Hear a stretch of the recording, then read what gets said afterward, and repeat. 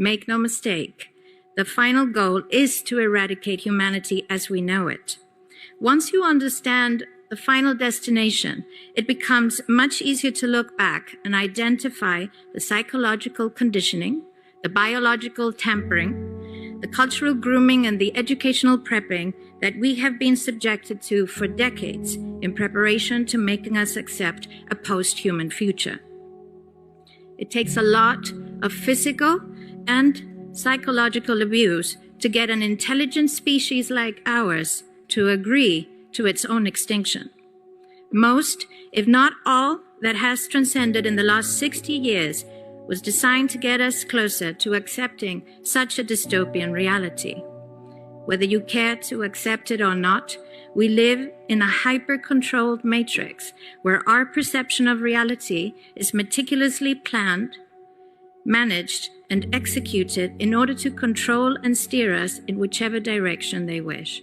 And the direction is a post-human world. For this, they first needed to destabilize, dehumanize, and demoralize humanity through every means possible.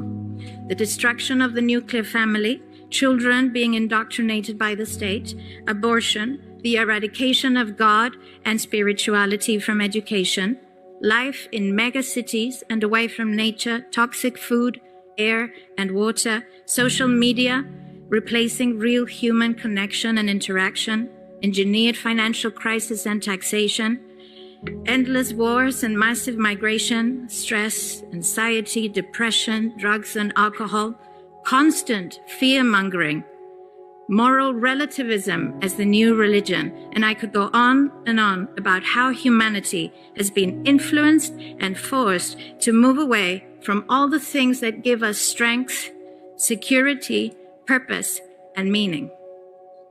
A weak, immoral, disconnected, ignorant, and unhealthy population is an easy target for the next stage, the creation of an entire generation of androgynous beings.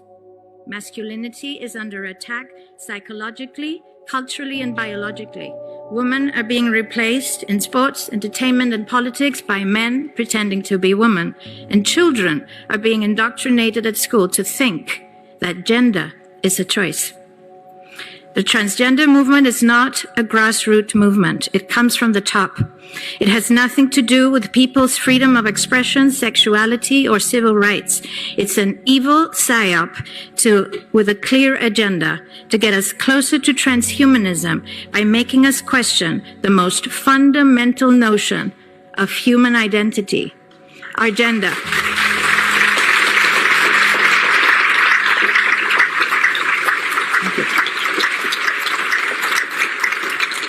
If you don't know who you are, if you already identify as a hybrid between a man and a woman, you will be easily convinced to become a hybrid between human and machine.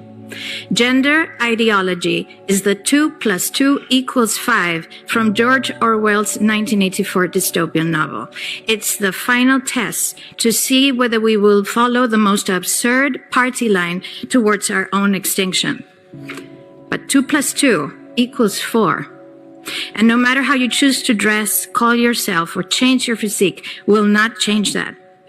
The sad reality, though, is that in the gaslighting process to get us closer to a post-human future, they have mentally and physically harmed an increasing number of children and young people, and it's only getting worse.